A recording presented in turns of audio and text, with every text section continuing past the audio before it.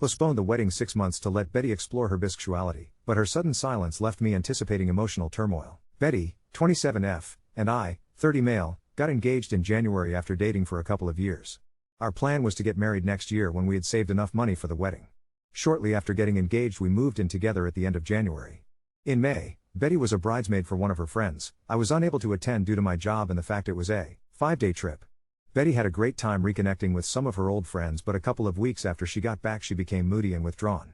I was relieved when she made an appointment with a therapist since she hadn't opened up to me about what was troubling her. After about 5 or 6 sessions, she sat me down one Saturday morning so we could talk. Betty had been raised in a very conservative household and had to suppress her desires until she moved out to go to college. Even then, certain ideas she denied and refused to embrace.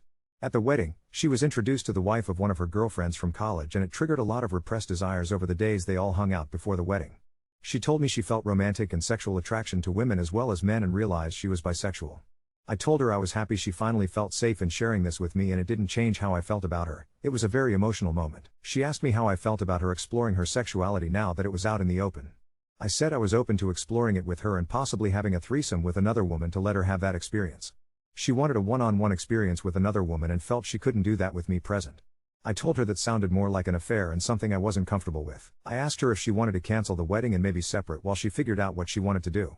She was adamant that was not what she wanted, and she was still very much in love with me and still wanted to get married, but she felt like she had to explore these feelings she was embracing before we settled down together. I asked her if she had done anything inappropriate at the wedding and cheated on me. I asked if she had someone in mind or had been talking to someone since she came back. She admitted to dancing with a girl at the reception and they kissed at the end of the night, but nothing else happened. But she denied talking to anyone or pre-planning anything. She knows this was a lot to throw on my plate all at once and she didn't expect an answer right away. She just asked that I keep an open mind and keep talking about it. I couldn't promise anything, but I agreed to do some research and talk to a workmate that has an open marriage to see how they cope. I did warn her if I found out she lied or was doing anything behind my back there would be no second chances and I would leave. My workmate has been super helpful and open about their relationship.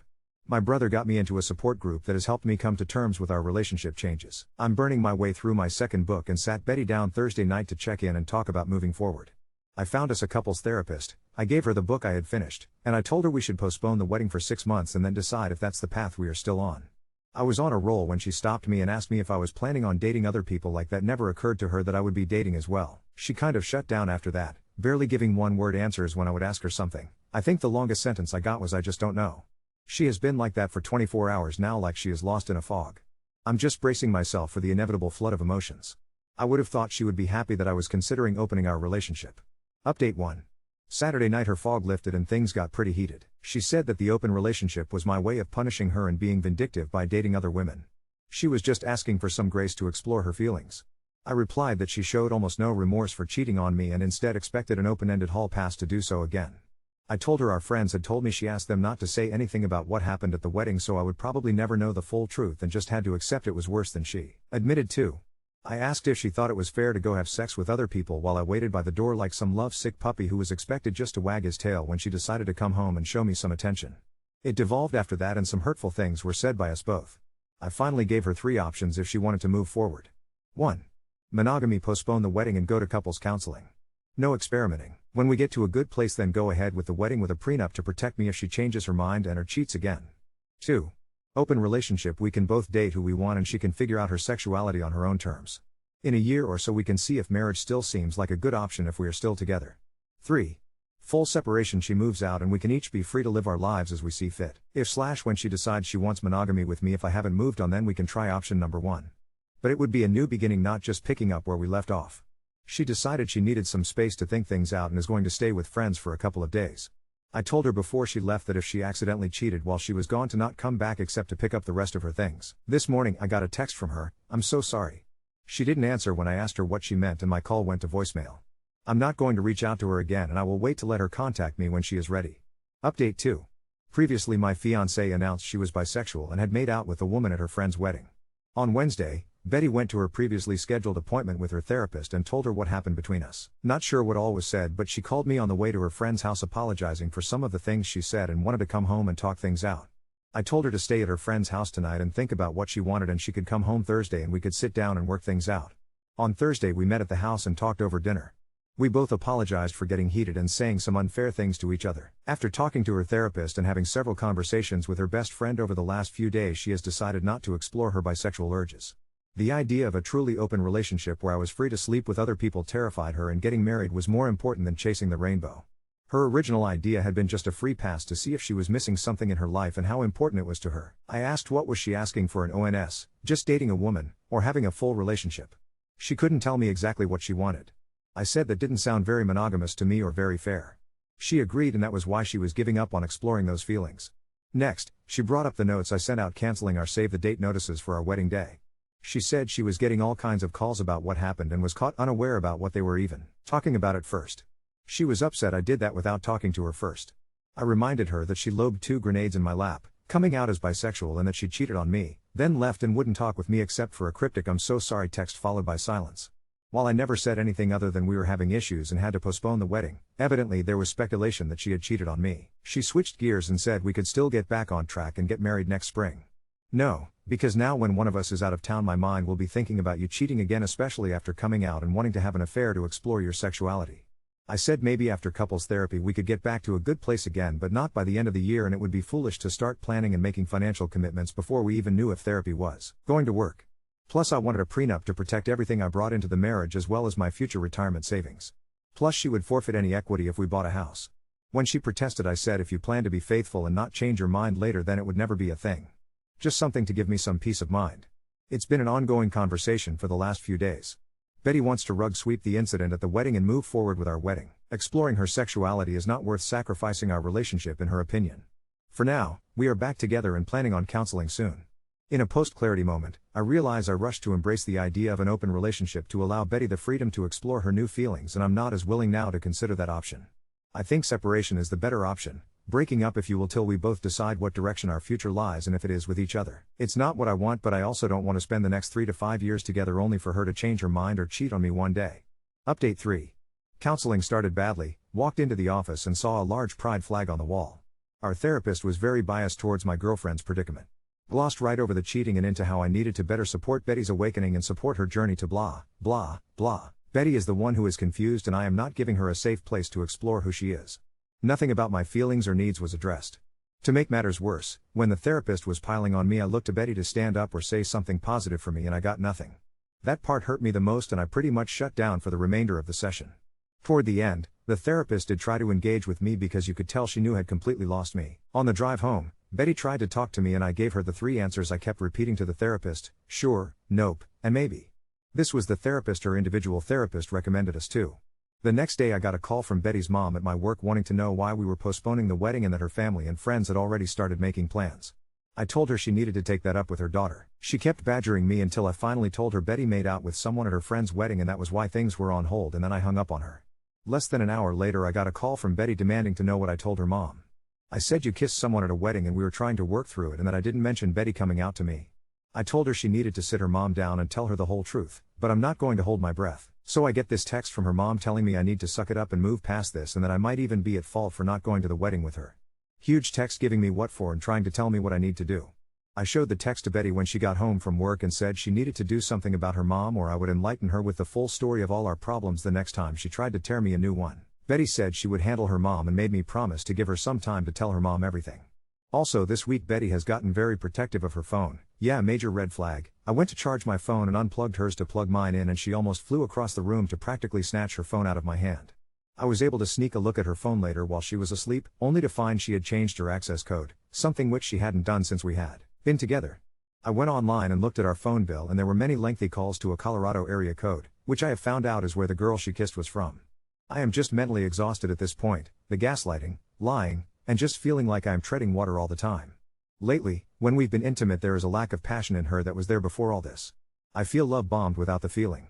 Feels like just hollow words and empty gestures. Tomorrow we are going to a cookout at her parents' house.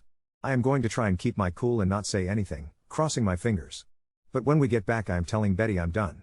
I'll give her the choice of keeping the apartment or moving out. She will be free to explore and find what truly makes her happy, just won't be me. I came clean with my parents and a few friends about this whole mess. My tribe is ready to help support me and help with the move when I need them. Dad vetoed Mom's offer to move back home and said what I really needed was a new puppy, definitely too old to live with my retired parents. Feels weirdly peaceful now that I've made my mind up. To all of you who told me so, you were right, time to move on with my life. Update 4. Betty and I returned early from a cookout at her parents' house. I had planned for my sister to be at our house when we got back as a witness but had to wait a couple of hours for her to show up. I got us all in the living room and told Betty I couldn't do it anymore and was throwing in the towel. I said I had lost all trust in her and couldn't see a way forward and that the best choice was to just go our separate ways.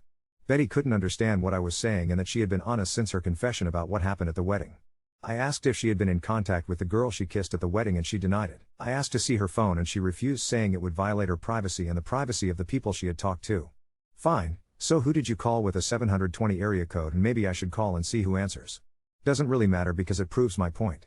I gave her a choice of moving out or staying and I would move out. I also said I would give her what she had contributed to our savings account for the wedding. She tried to get my sister to leave or get me alone to talk, but I told her I had been advised to have a witness present just in case. She went from crying to being angry, and after an hour and a half, she finally had a calm conversation about everything. We talked until almost midnight. This morning Betty decided to move back to her parents temporarily and the three of us packed up her things. While we waited for her dad and brother to come get her things, she tried to get me to go to a different counselor and give therapy another chance, but I said it was just a waste of time. I could never trust her again and that was no way to live. Not much of an ending. Now on to second story. Brother failed to launch successfully into adulthood, so our parents' support for him has undermined their relationship with me, and I'm cutting ties. My 24F brother, 32 male, is a failure to launch. He's never been very smart. He did badly in school, and never went to college. He tried 2 different trade schools, welding and mechanic, but he basically flunked out of both. He works at a gas station now. My brother and I are our parents' only children. They always treated us relatively equal, until adulthood. They always insisted we earn our own way, they refused to pay for college or anything. I joined the military at 17, got an associate's degree while I was in, and my GI Bill went towards my bachelor's. I'm working towards my master's now. My husband and I have bought a house and have done well for ourselves. My parents, however, fully paid for my brother to try trade school twice. They've given him cash when he was behind on rent, and countless loans. They support him cosplaying as an adult, meanwhile they never paid for my wedding, education, nothing. I don't really care so much that they didn't give me money, but the disparity in how they've treated me versus my brother. Our parents are in their 60s now, and while they aren't that old, they're both in bad health and probably won't live another 10 years. They just recently started working on their will, and notified us that they were leaving almost everything to my brother. That they want me to be their medical power of attorney, manage their estate, etc. I told my parents to give my brother everything, and that I'm completely done with them. They told me to have some grace, and understand the fact that he isn't very capable and needs their support, even after they're gone. My mother had a doctor's appointment this morning, and asked me for a ride since she medically can't work. I told her to ask her favorite child or pay for an Uber. Things have been tense and hostile. My brother called me to apologize, and asked me to not be mad at him, but I told him that I'm not mad at him. I'm mad at our parents for not treating us equally, and he didn't do anything wrong. Ada? I meant to put disabled in quotation marks. My mother refers to my brother as disabled even though he isn't. She's had him tested for every kind of learning disability there is. He just has a below average IQ. She thinks that counts as a disability when it isn't. Update 1. Hey, so the consensus on my post was a bit of a mixed bag. I sat down with my parents and I wanted to give an update and answer some stuff. My brother is not actually disabled. He just has a low IQ, just over 80. You need an IQ under 70 where I live to be considered disabled and to qualify for any sort of benefits. My parents have babied him because from a young age he wasn't as smart as other kids, and had a low self-esteem because of that, and was quick to give up on things when they seemed too hard. He does okay on his own now. He works and pays his bills most of the time. He drives and lives with a roommate. On to the update. I sat down with my parents and explained that I've always felt like they treated me worse than my brother. They always emphasized to me that as an adult you need to support yourself, and figure things out on your own. I had to join the military at 17 because I knew they'd kick me out when I was 18. My parents never offered me any support outside of raising me as a child. They didn't buy my husband and I a wedding gift, they didn't offer much of anything. Meanwhile they brag about having over $1 million in the bank, and having succeeded from nothing. Meanwhile they paid to put my brother through 2 trade schools that he failed out of, offered him money to start his own business. They've always bailed him out when he was short on rent. For me it's not so much about the money, but about the disparity in how we've been treated. It's obvious that they loved and cared him more, because they were willing to do these things for him, and not me. But despite them not being there for me, I've still done really well in life. I told my parents about all of this, and they were interrupting me and talking over me the whole time. They told me I'm not entitled to dime when they die, and that I'm an adult and I can handle myself. They just weren't understanding or even caring about my point. They told me I need to step up and treat them better, and that it's wrong of me to not take my sick mother to the doctor or take care of her because of money. Eventually I just gave up on trying to talk about my feelings. They just don't care. I told them that they're adults, and they're not entitled to anything from me. Just like how they were never required to help me, I'm not required to help me. I told them to complete remove me from their will. I'm not willing to be their estate executor, medical power of attorney, nothing. I don't want a dime from them at this point, and I suggested they spend all the money they've saved over the years to pay for really good nursing homes, and an estate executor, because I'm no longer willing to do anything for them. My mother was floored, and asked if I'd really put my own parents in a nursing home. I asked if they'd really let their 17-year-old daughter join the army to get sexually harassed by older men in order to go to school without taking on a huge debt. My parents cried and yelled at me. And I left. And that's that, I guess. I kind of feel relieved, like a massive weight is off my shoulders. I have a wonderful husband, we own a nice home. I am getting ready to start working on my master's degree, and we're rethinking about maybe having a baby soon. I no longer have to worry about dealing with my parents. They're adults and they can deal with their own problems, just like I've done with mine. And yeah, that's it. Not sure if it's the update we wanted, but it is what it is. TDLR, my parents wanted to leave almost everything to my older brother because he's not as successful in life. I feel like my parents have always favored him over me. My parents don't care about my feelings and won't listen to them, so I told them our relationship is over. I don't want anything from them at this point, and I'm moving on.